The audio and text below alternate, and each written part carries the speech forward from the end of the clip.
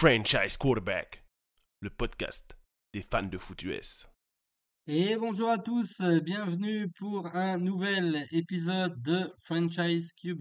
Je suis Quentin, votre hôte habituel, et je suis tout seul encore cette semaine. Donc voilà, n'hésitez pas à vous signaler si vous avez envie de venir participer à un épisode.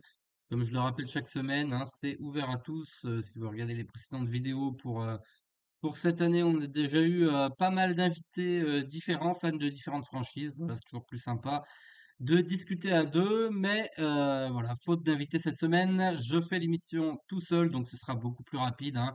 Comme d'habitude, une grosse vingtaine de minutes pour faire le tour des performances de la semaine des quarterbacks en NFL. Et vous savez, comme d'habitude, c'est le flop 5, puis le top 5. Et on attaque tout de suite avec la cinquième position du flop 5 de la semaine. J'ai placé un vainqueur, et oui, c'est pas souvent qu'on a un vainqueur dans le flop, mais cette semaine, c'était quand même pas terrible pour Baker Mayfield. 18 sur 29, 295 yards, 3 touchdowns, 2 interceptions et un fumble. Alors, la première interception, on va dire qu'on lui pardonne, c'est pas vraiment sa faute, c'est sur une screen, c'est bien lu par le défenseur. Mais ensuite, il doit faire mieux. La deuxième interception est assez vilaine, c'est un ballon surdosé dans la end zone. Voilà, il y a encore un fumble sur un sac où il encaisse pas le choc en fait tout simplement. Bon, il doit faire mieux, il doit faire mieux Baker Mayfield parce que voilà, là ça passe, c'était les Raiders en face. La division, elle est bien partie vu que l'équipe qui était favorite dans cette division commence à s'écrouler un petit peu. On en va en reparler dans pas longtemps, vous allez voir. Mais voilà, c'est pas parce qu'on est dans la division des Falcons qu'il faut se mettre à jouer comme les Falcons. Donc, bon, on sait qu'il n'a pas Chris Godwin, il a retrouvé Mike Evans, là, ça va un petit peu mieux. Il y a un beau touchdown pour Macmillan sur le premier touchdown du match.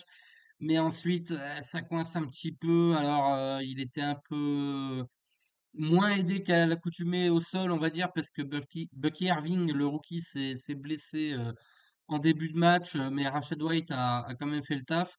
Voilà. Face à des adversaires plus costauds, il faudra se réveiller un petit peu, d'autant que je rappelle qu'ils sont à 0-2 contre les Falcons. Donc, en fait, voilà, là, ils ont un match d'avance, mais c'est que un match, quoi, hein. Et s'il y a égalité, ça bénéficiera du coup aux Falcons. Donc, voilà, va pas falloir se rater sur les matchs restant pour Baker Mayfield et les Buccaneers, qui sont quand même, je pense, bien partis pour aller remporter cette division NFC Sud.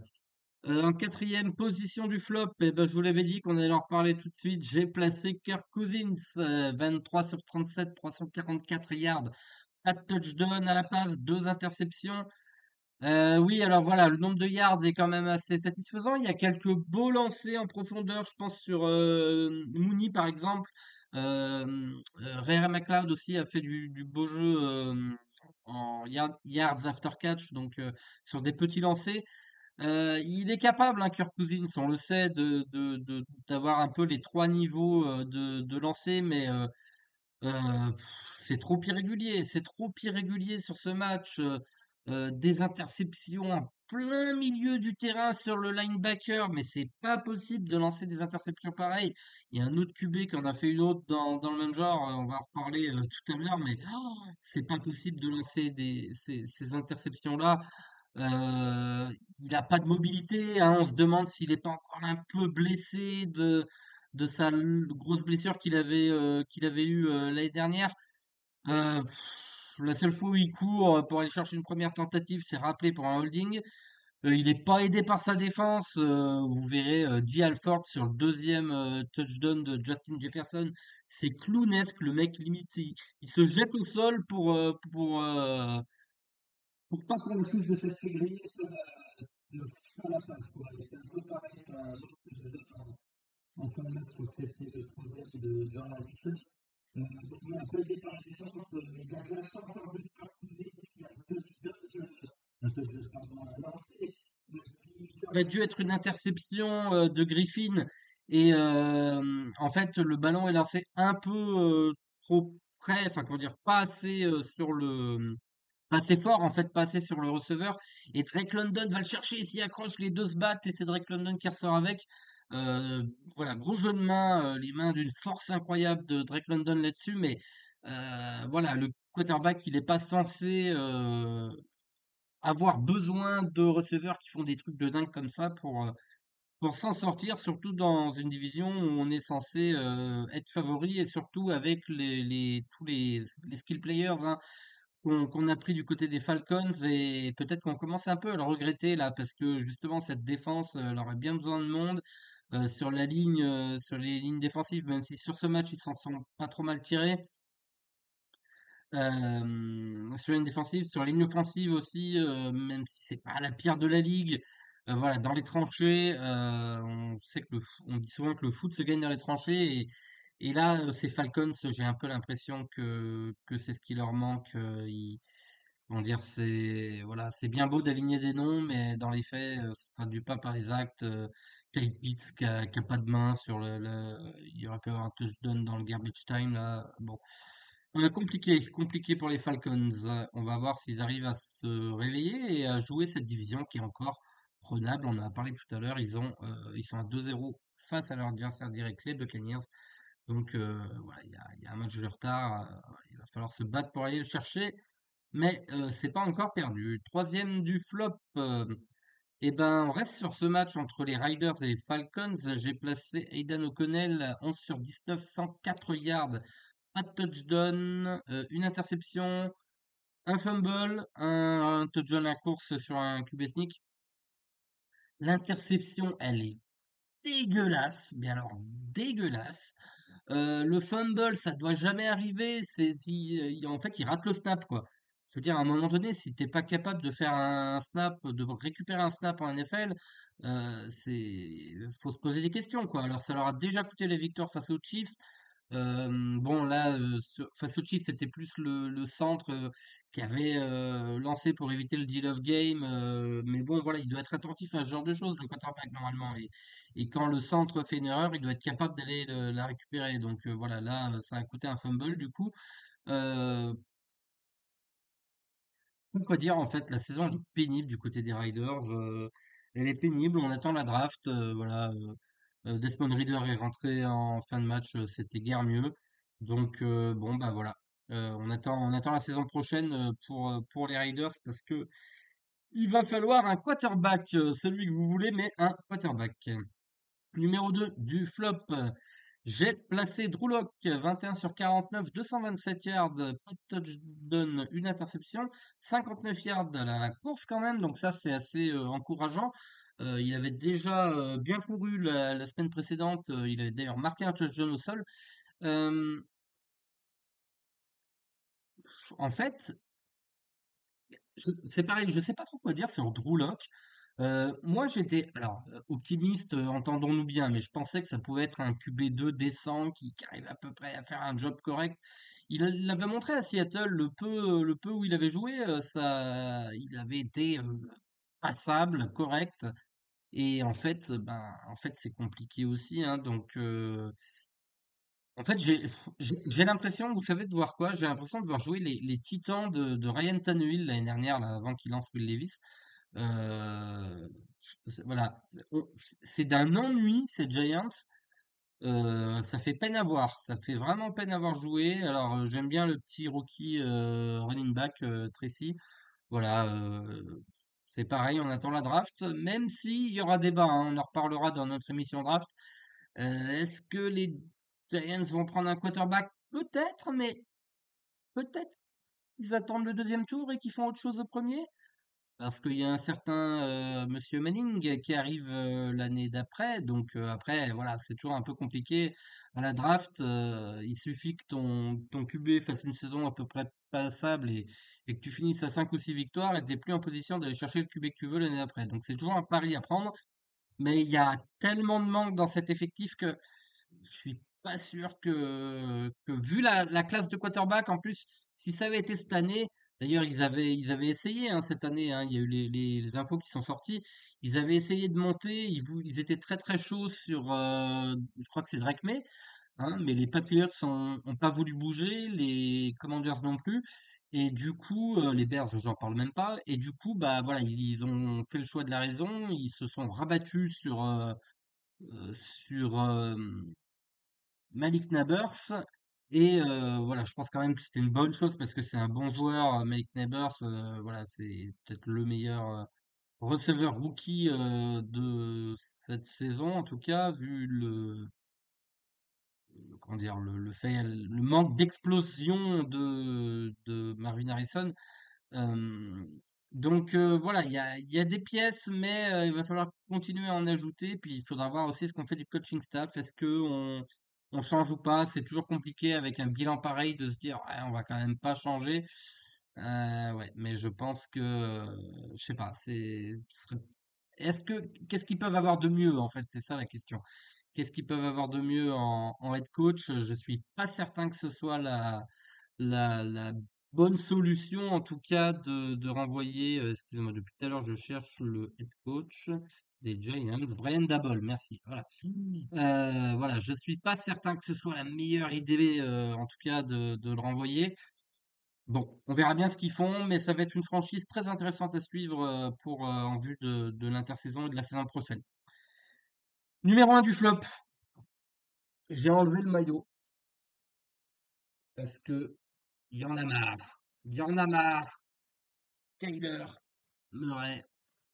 25 sur 38, 259 yards, 2 touchdowns, 2 interceptions. Moi, la stat qui me choque le plus là-dedans, c'est 16 yards à la course.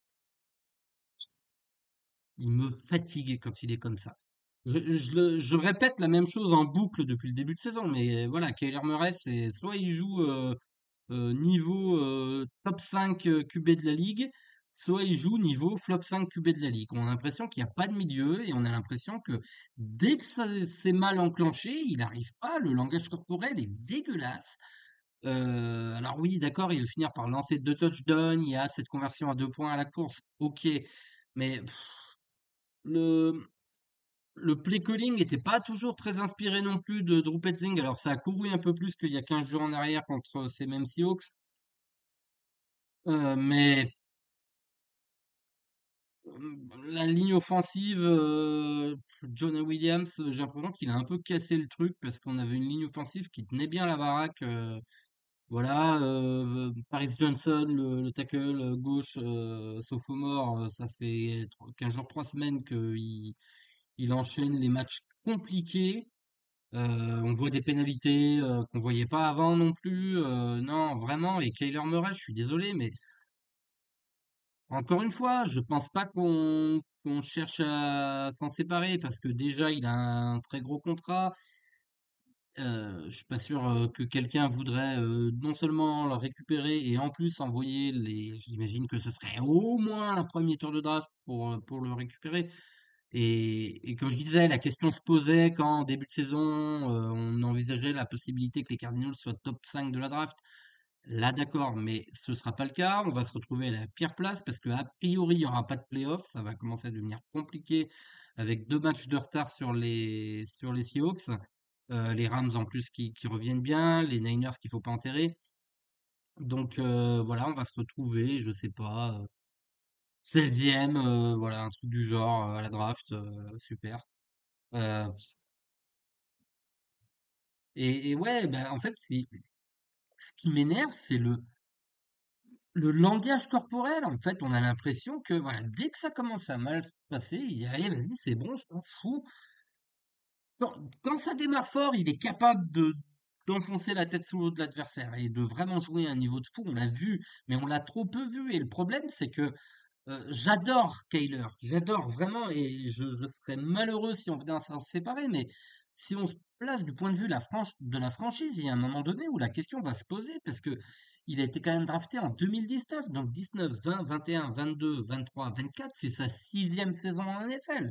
D'accord? C'est pas un mec on se dit, c'est pas, voilà. Le gars qui me fait penser, c'est Anthony Richardson un petit peu là en ce moment, quand il fait ce genre de prestations. Anthony Richardson, on se dit, bah, il a été drafté, il n'était pas très prêt, c'est un sophomore, ok, on laisse du temps. Kyler Murray, c'est sa 6e saison. Donc à un moment donné, ça va bien de dire, oui, il y a un potentiel top 10 NFL. Ok, moi je le pense, vraiment. Et il y a pas si longtemps, je l'aurais mis top 10 NFL. Mais à un moment donné, va falloir qu'il le montre parce que c'est juste pas possible. Voilà. Je vais pas m'énerver plus que ça. Je me suis déjà assez énervé dimanche soir. Mais franchement, c'est déplorable, quoi. Voilà. Et bon, on verra ce qu'on fait à la draft, hein. Je pense qu'il y aura du boulot à faire en défense. Est-ce qu'on prend aussi un tackle? Peut-être. Bon, à voir. Allez, on va être un petit peu plus positif. On va passer au top de la semaine. Numéro 5 du top. J'ai placé Joe Burrow, 33 sur 44, 369 yards, 3 touchdowns, une interception. Et oui, Joe Burrow, alors je vais juste regarder le ranking de l'FC Nord. Excusez-moi, j'ai un petit doute. Voilà, 5-8, oui, ils sont quand même assez loin. Et par rapport au septième spot,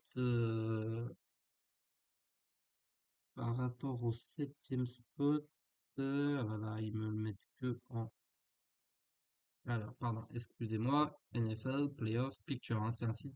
Je vous recommande, hein, vous tapez ça, NFL Playoff Picture, pardon, sur Google et vous tombez sur le site de NFL qui est très bien fait, qui vous met les sites, qui vous met qui, par exemple, là, on voit que les Chiefs et les Bills en AFC ont validé leur place en playoff. Troisième, on a les Steelers, les Texans, les Ravens, les Chargers et les Broncos. Les Broncos sont à 8-5, donc il y a quand même 3 matchs de retard. Ça me paraît compliqué pour Joe Burrow et les Bengals. Mais bon, pour en revenir à ce match-là, bon match. Pas un match exceptionnel parce qu'il y a cette interception, on l'a vu fulminer sur le banc de touche après cette interception. Alors est-ce que c'est lui? Est-ce que c'est un problème de communication? Parce que on a l'impression que le receveur fait pas vraiment le tracé attendu, mais c'est le genre de truc qu'il est censé pouvoir corriger quand on est un QB de son niveau. Je pense que voilà, on a sur la chaîne du Foot US de A à Z, on a fait un QB ranking la semaine dernière là et voilà, on a dit il y a 4 QB qui sont élites, il y a pas de question à se poser. Donc, il y avait Joe Burrow évidemment dedans. Et voilà, c'est le genre d'erreur qu'il doit éviter. À côté de ça, le match était très bon. Il y a eu ce coup du sort qui leur a rendu la balle. Je vous invite à aller voir si jamais vous l'avez pas vu. En gros, les Bengals punt, les Cowboys contre le punt. Donc, on pense que les Cowboys vont récupérer le ballon en très bonne position. Et en fait, ils recouvrent pas le ballon. Les Bengals récupèrent et du coup, ça redonne une première tentative aux Bengals. Donc, et du coup, voilà, Joe Burrow, il a su finir le match là-dessus avec Jamar Chase qui a encore été exceptionnel. T. Higgins a été bien muselé, mais Jamar Chase a été monstrueux. Chase Brown aussi a fait un bon match, le running back. Pas mal de réceptions également pour lui. Donc voilà, on sent qu'ils ont un jeu de course un petit peu plus percutant qu'avec Zach Moss. Et voilà, ça aide bien Joe Burrow, ça marche bien. Numéro 4 du top de la semaine, Brock Purdy, 20 sur 25, 325 yards, 2 touchdowns, pas d'interception. J'ai pas énormément de choses à en dire. Il fait un match propre, hyper solide, comme il nous a habitués à le faire, comme il le faisait un peu moins ces derniers temps. Jennings fait vraiment une incroyable saison. Là, il s'est vraiment posé là en receveur numéro 2 derrière Deebo Samuel à la place de Ayuk. Kittle est toujours aussi monstrueux, voilà. Y a pas à dire, hein, c'est discussion pour être le meilleur tight end de la ligue cette saison.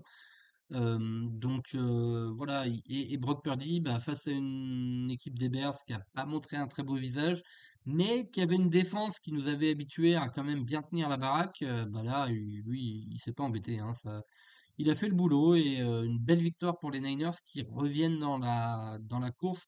Il y a un super match de division cette semaine contre les Rams. Ce sera le Thursday Night Football de, euh, de cette semaine, jeudi à 2h15, 2h20 du matin chez nous. Donc voilà, ce match a pas raté, hein. Ça va être très intéressant pour voir si les Niners sont capables d'aller chercher quelque chose dans cette division. Numéro 3, on reste en NFC West. Matthew Stafford, 23 sur 30, 320 yards, 2 touchdowns, pas d'interception. Alors, vous vous doutez bien qu'on va reparler de Josh Allen dans pas très longtemps, mais quel match de fou ils nous ont offert ces deux-là. C'est incroyable. Ils ont fait un match exceptionnel. C'est peut-être le meilleur match de la saison. Matt Stafford, je le dis et je le redis, j'arrête pas de le dire. Il a jamais aussi bien joué que ce qu'il joue depuis 2 ans. Il est au prime de sa carrière. Allez voir, ce qu'il faisait en saison régulière, l'année où il gagne le titre, il était pas aussi bon. Il y avait beaucoup d'interceptions, enfin, comment dire? Il y avait plus de passes moins bien assurées. Alors en même temps, il avait Odell Beckham en receveur numéro 2, c'est vrai. Mais voilà, il n'y avait pas Puka Nacua, hein, qui a fait encore un match de malade. Les réceptions qu'il nous fait là, deux où il va chercher le ballon très haut et puis les pieds juste limite à l'intérieur du terrain.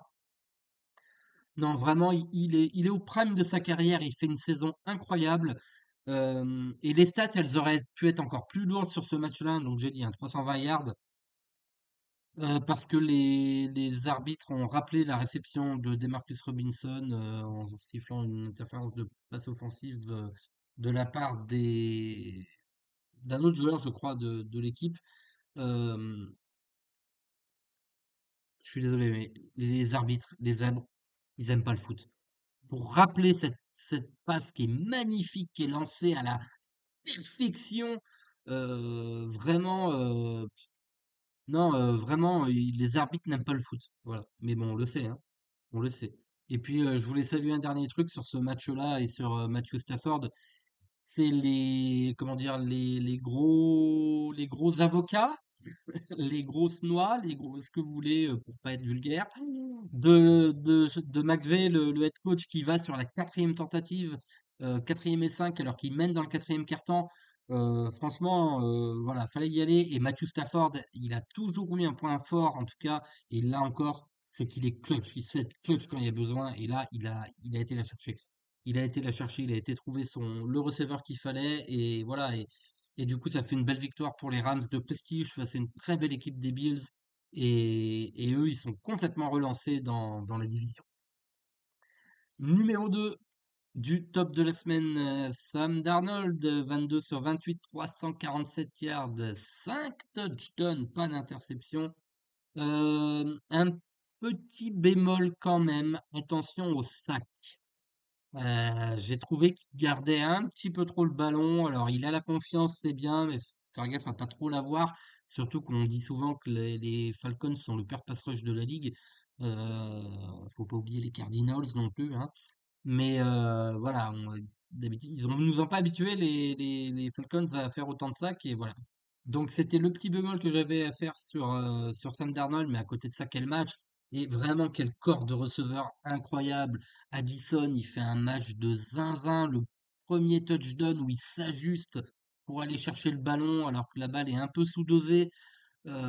Et derrière, bah voilà, Addison, Justin Jefferson, donc 3 touchdowns pour Addison, 2 touchdowns pour Jefferson.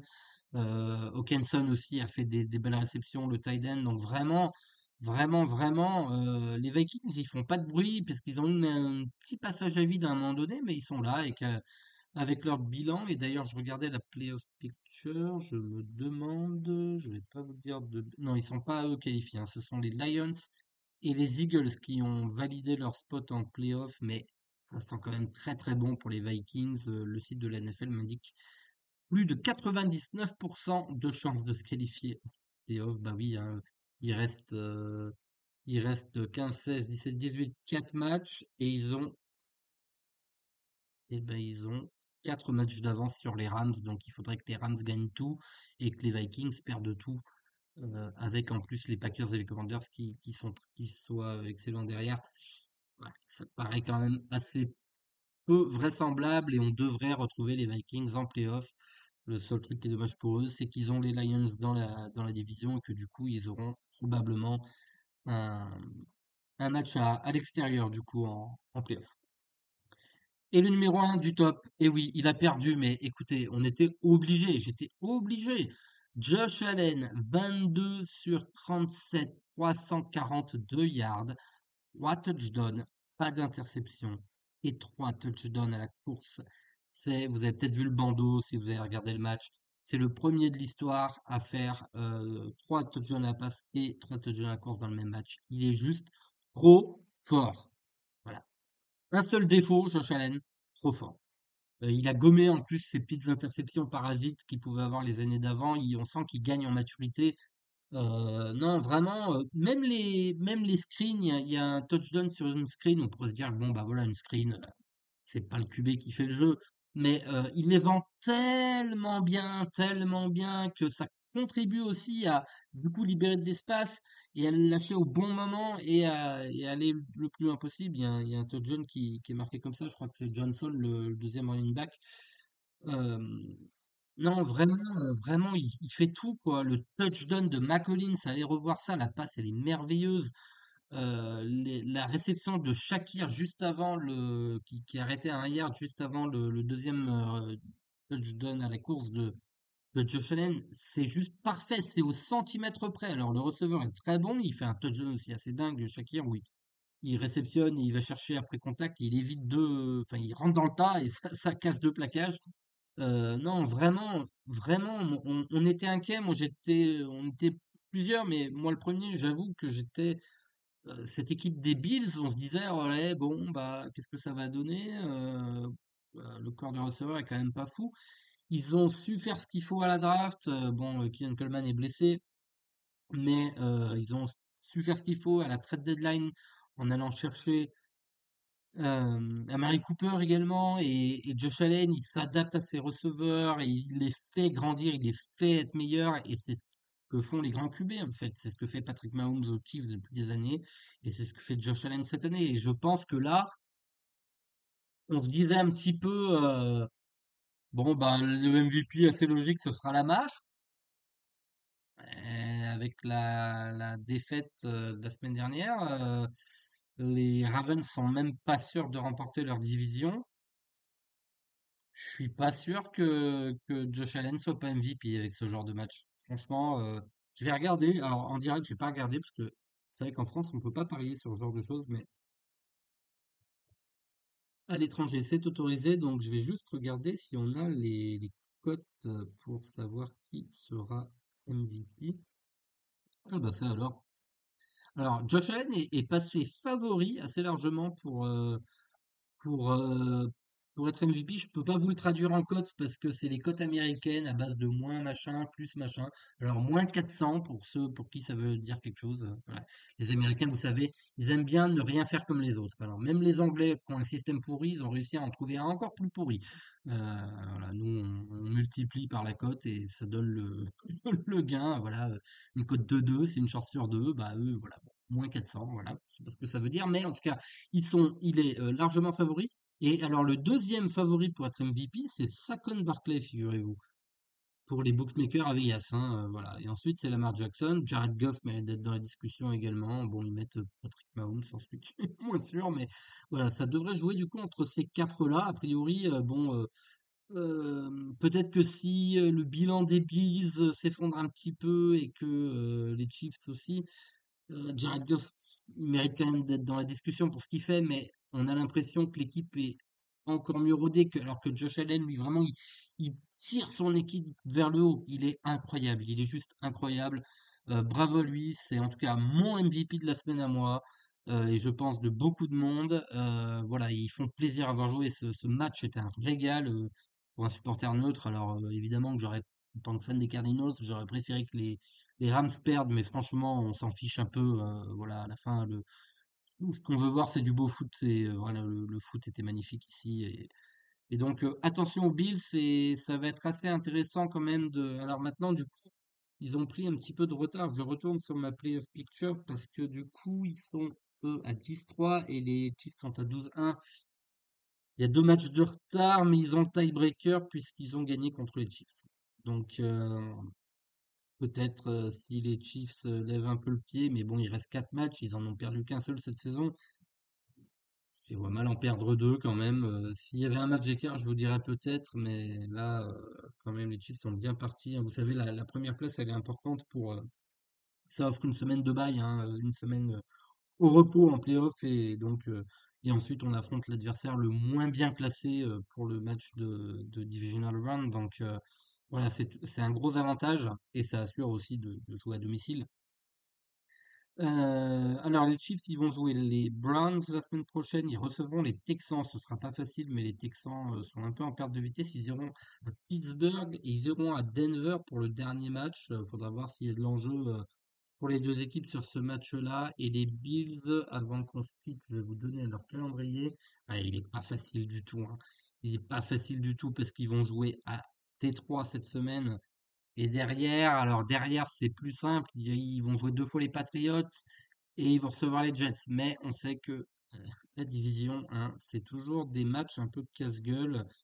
Et voilà, bon, ils ont perdu ce match, c'est un peu dommage. Alors, ça changera peut-être pas grand-chose au final s'ils accrochent le deuxième seed global. Mais voilà, attention quand même parce que les Jets, hein, j'étais en train de regarder, ils avaient gagné que de 3 points le premier match. Les Bills n'avaient gagné que de 3 points. Donc voilà, après il y a eu cette lourde défaite à Baltimore. Mais à côté de ça, quand même, c'est très très très c'est très très très solide et bravo à Josh Allen. Franchement, super super match, excellent match. Bon, j'ai fait un petit peu plus long que ce que j'avais annoncé. On a fait 30 minutes, mais comme ça, j'ai discuté un petit peu de choses et d'autres. Voilà, je vous rappelle le flop de la semaine numéro 5, Baker Mayfield pour les Buccaneers, numéro 4, Kirk Cousins pour les Falcons, numéro 3, Aidan O'Connell pour les Raiders, numéro 2, Drew Lock pour les Giants et numéro 1, Kyler Murray pour les Cardinals. Et le top 5 de la semaine, numéro 5, Joe Burrow pour les Bengals, numéro 4, Brock Purdy pour les Niners, numéro 3, Matthew Stafford pour les Rams, numéro 2, Sam Darnold pour les Vikings et numéro 1, Josh Allen pour les Bills. Et on va se quitter là-dessus. Merci à tous ceux qui ont suivi. N'hésitez pas à commenter, à liker, voilà, moi, alors, le like et le partage, ça me fait toujours plaisir et plus il y a de gens qui regardent, mieux c'est. Mais voilà, ce qui m'intéresse surtout, c'est les retours, bon, pas bon, voilà, commentez, n'hésitez pas à me dire ce que vous en avez pensé et puis à me dire si vous avez envie de venir, hein. Je rappelle, c'est ouvert à tous. Tout le monde est le bienvenu. Voilà, on se quitte là-dessus pour cette semaine et je vous dis à la semaine prochaine pour un nouvel épisode de Franchise QB. Bye bye!